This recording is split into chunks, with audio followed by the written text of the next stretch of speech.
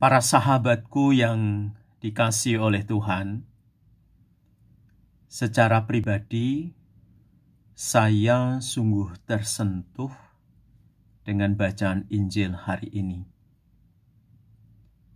Ada kata-kata tegas yang disampaikan oleh Yesus. Dia mengatakan demikian, jangan membuat rumah Bapa menjadi tempat berjualan. Kemudian Yesus dengan tegas mengatakan demikian, rombaklah bait Allah ini, dan dalam waktu 3 hari aku akan membangunnya kembali. Pada saat itu, orang yang mendengarkan pernyataan dari Yesus ini sangat tercengang. Mengapa?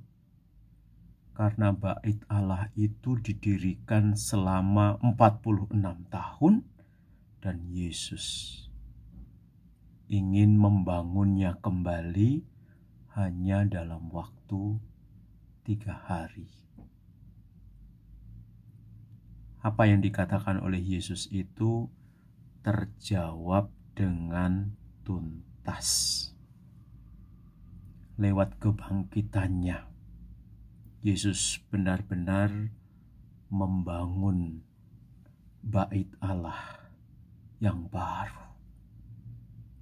Dan setiap kali kita memandang Yesus, yang kita lihat adalah kekudusan yang datang dari Bapa. Bahkan kita ketika datang kepada Yesus, kita tidak hanya menyembah Dia dalam satu tempat atau dalam satu ruangan, tetapi kita menyembah Dia dalam roh dan kebenaran. Refleksi lanjut yang hendak saya sampaikan adalah berkaitan dengan kata-kata rombaklah. Saya sangat tersentuh dengan kata ini, rombaklah. Dan pertanyaan yang muncul adalah apa yang harus dirombak? Saya mengusulkan ada 3 hal yang harus dirombak. Yang pertama, ada hal-hal yang harus diperbaiki. Tujuannya adalah supaya perbaikan-perbaikan yang kita lakukan itu menuju ke arah yang lebih baik. Kalau misalnya kita melakukan perbaikan tetapi tidak menuju kepada arah yang lebih baik, tentu tidak ada artinya. Itulah sebabnya setiap kali kita mengambil kesempatan untuk memperbaiki hal-hal yang harus diperbaiki dalam hidup kita ini, maka perbaikan-perbaikan itu harus mengarah kepada hal-hal yang baik. Lalu yang kedua yang harus dirombak adalah kita harus berani membenahi hal-hal yang harus dibenahi. Tujuannya adalah supaya hidup kita itu ada manfaatnya. Kadang-kadang ada banyak hal yang kita lakukan tetapi tidak ada manfaatnya, tidak penting.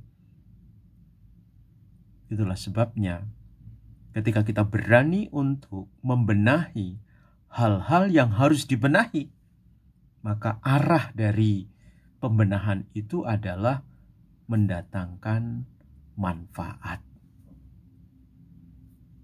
Lalu yang ketiga yang harus dirombak adalah ada hal-hal yang harus diperbaharui.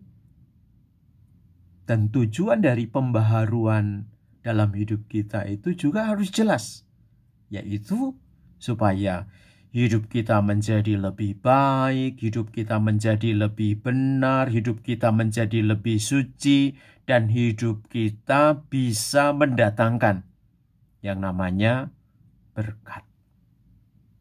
Kalau misalnya kita mengadakan yang namanya pembaharuan hidup, tetapi hidup kita tidak mengarah kepada hal yang baik, yang benar, yang kudus, yang suci, yang mendatangkan berkat, sama seperti yang tadi saya katakan di atas. Tidak ada manfaatnya. Wasting time. Kita buang-buang waktu saja.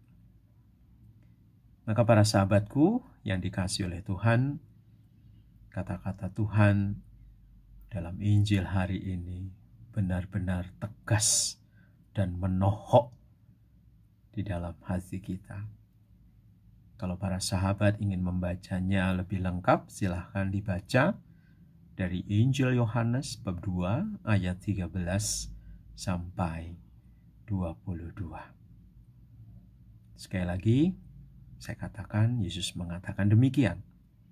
Jangan menjadikan rumah Bapakku menjadi tempat penjualan.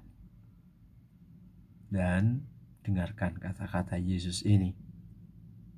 Rombaklah bait Allah ini. Dan dalam waktu 3 hari, aku akan membangunnya kembali. Wow, luar biasa. Yesus itu super duper. Begitu saja. You are the best. Bye-bye.